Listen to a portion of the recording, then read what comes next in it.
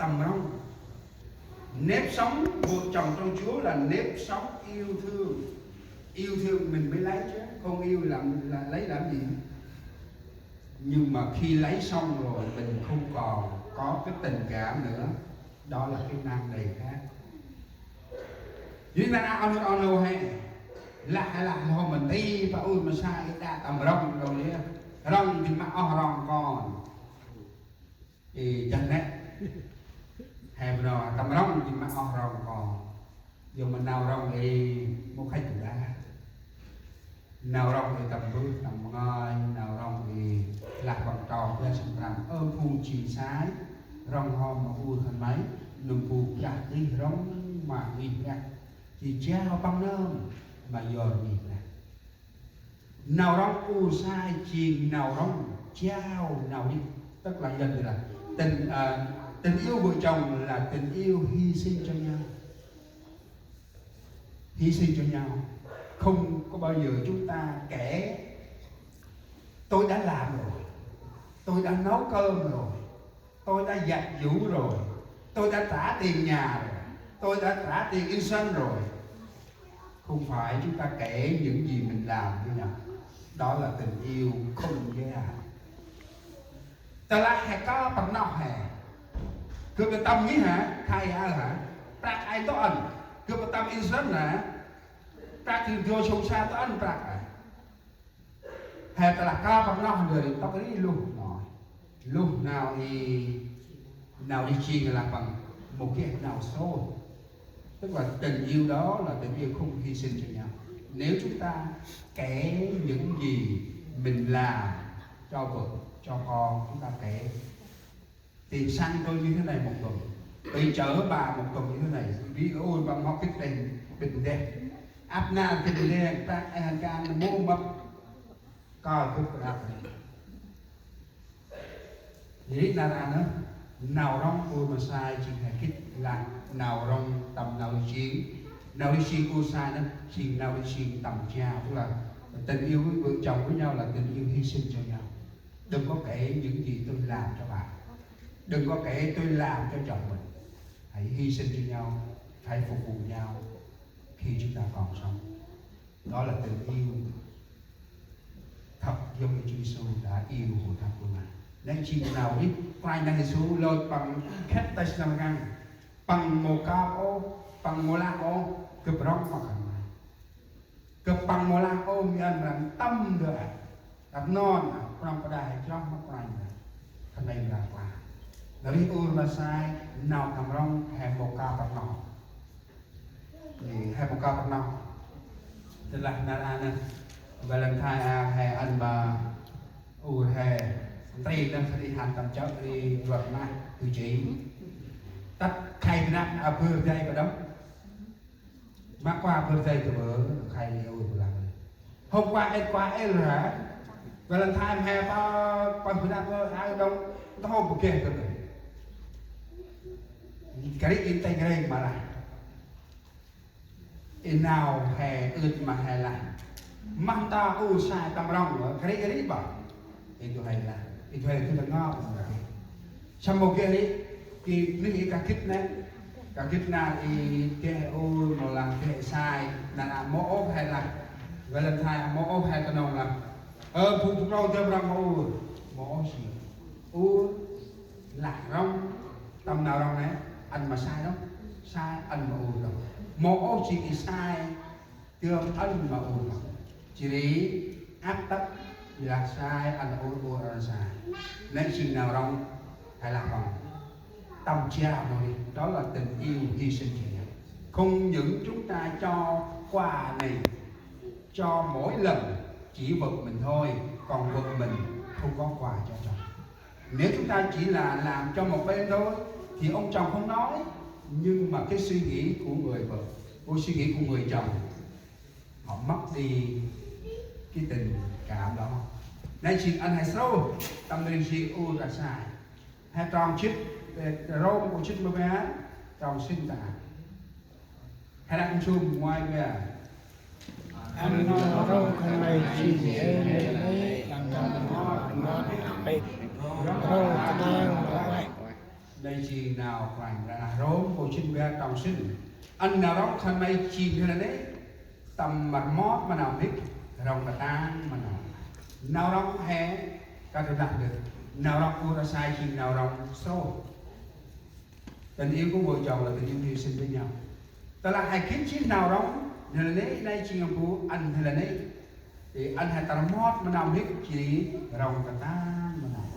thì ai hay tầm về là ô phần lòng tụ hay gớm thì bư đờ đấy thì tụ hay màu nào đấy màu chỉ quá nó đã chỉ là ở đặc là bằng kia nào một ai không chỉ gây thúc đồng nó đi u sai tâm quanh đã chỉ nào đi tâm mà nhé rằng là nếp sống trách nhiệm cho nhau tâm mà nhé tâm mà nhé hay của nào tâm mà nhé gần là trách nhiệm cho nhau tập trò phe sinh vì chúng ta nào dần vì chẳng có người nào ghét chính bản thân mình nhưng nuôi nấng chăm sóc nó như đơn ký với hồ thánh nào là mô kế mô mặc kế ố cũng đi ta một em mà sắp bằng nó giờ là mất rau bắn tầm về mà practice mất quanh thủ trò hay sang là mất quanh nghi rằng du prime rằng mất quanh nghi rằng bắn chỉ phùng u ra sai hay tầm rằng nhảy rằng hay đâu lý tu là tầm rằng nhảy nào tầm rằng nhảy mà cái gì là tầm rằng nhảy cái chi này nào đi chi u sai nào tầm rằng nhảy trong phát trong đây nào tầm rằng nhảy nào lạc can nào nhảy hay là bằng trong vụt nào nhảy thì không nào vào sai nào đi chi nào áp tim nào vậy đi chi u sai nào nhảy sai hay là sai hay bị yếu được mà giờ hay ăn đi trà tè thì ta u hay cái cao máu mong giờ hay là cái quay lại xa đẹp mắm ế gì ham bằng ham là anh sai nhục yêu hè kia nào chi tiểu đường mà ta mặt ngay cái này nên chỉ làm hay sai ta mặt ngay tôi mô hay cũng đi là hay cũng em ở bao mô kia là ôi của em sai của em lại ôi thế mà là sai mà thì coi chết nên ta mặt ngay thì tôi hay đi được ta mặt ngay mỗi giờ ta mặt ngay ai chỉ nông cô hè gần yêu nào ta mặt ngay là bằng từ mình mà con xe ông ta đông thì thật là cái gì ui như nghe là một ông ta nói ông mày cả thật là cái gì để nào ông ta đông nào kết sọ ta đông chỉ mong nào đi chi tóc lúc tóc khăn quanh đông tóc khăn mà nữa đó là cái gì kia thu hay đi khăn chế lúc năm ai năm ngoài hành chỉ được thì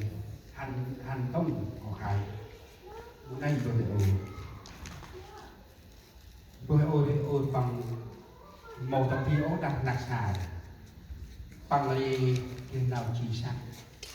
đa phù sắm ba thà làm phương nói thì ôi bởi vì màu áo chỉ bằng là tôi ta ngon cái tóc khăn hành là nghe từ khi màu đời ra đâu bằng qua ho chơi lên vu ba cả chỉ đi bằng màu kích tròn hành này tóc lại chốt được bên mà tụi mô hành sai sẽ qua lại còn tới mò còn tới mò tắt ta tới hôm hỏi tình tàn hiền rất ghê ok ai ướt mà hay là tâm bằng ngay lại lao cái gì tóc ý tí hèn nhé tóc ý mô tí hèn nhé đưa mô tí này lẽ đưa là màu này là sơ màu này là sơ chỉ nói sạch là lúc này đưa là nháy đưa mô tí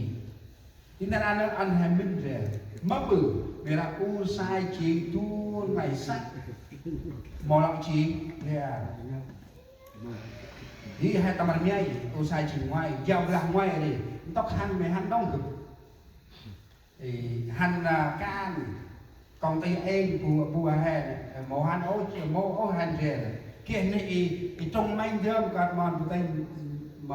tay đêm can của tay dùng qua hắn u là tháp sai là tháp thì lại mỗi ông đầu ba đi u là sân bay đấy sai nó thèm bay hết u là nó tiền nào hết thì hai ra công ty có gì đi giờ là anh hay mình hay anh tóc ti hay sọc đưa đi chi hay mình là tầm ăn nhảy cũng là thật tràn lên đi lên tóc ti nồng nãy tóc mù ti anh hay lao sách quá là ôi giao mà bằng hành em đang ai là hành công ty đi mô giác nó bị ủi rồi dùng mà cam bởi chỉ vì nó là hành neo ủi rồi mô đắc có đôi xài phần rồi tức là cái ông Wilson can là tôi li voi mà ông Wilson can tiền neo dùng mà cam bị sân nó thì nghe là mỗi tầm bằng nhảy vì nào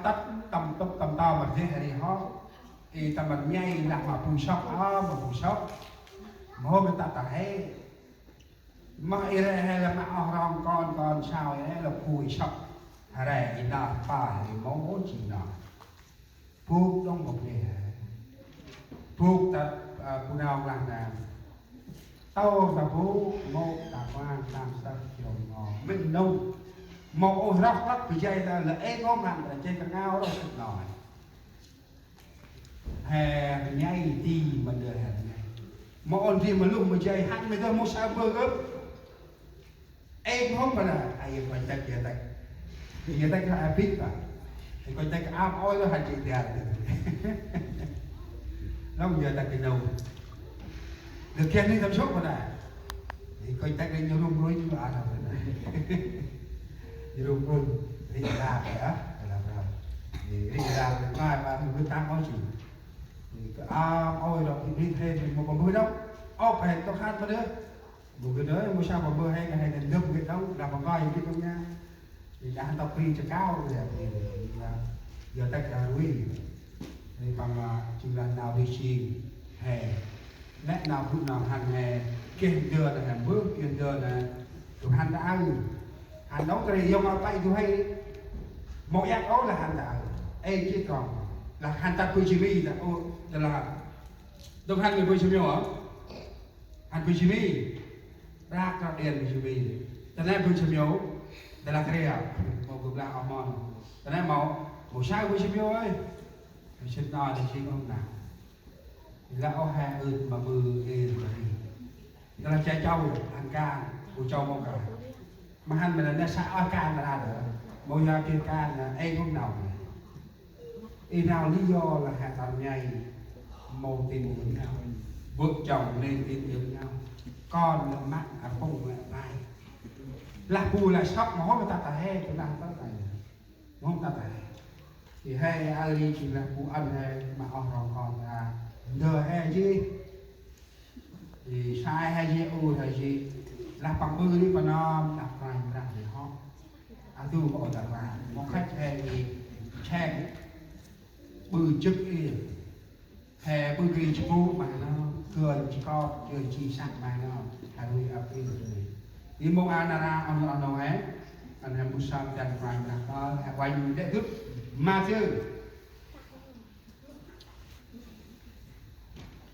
Matthew có chuyện sinh trong bao hàng trẻ thế ai vậy Uri usai mohon ching pelat nó nghĩa là cái lâu tu là sạch cơm Uri cùng tụi một đời tầm một trận tu họ tầm lập chỉ đi là bác mặt vàng ra usai mâm chỉ một chín bè đồng hố là cái nòng tu vài sạch cơ hối phù đi một giới tầm class ốp đơ mà đỡ đang đợp ra đu họ tầm mặt chỉ tu sai chỉ ngoài lại thì tầm mặt lại nữa cô sai cả trái riêng là trái ung riêng là ăn sức mà quanh ra trái riêng là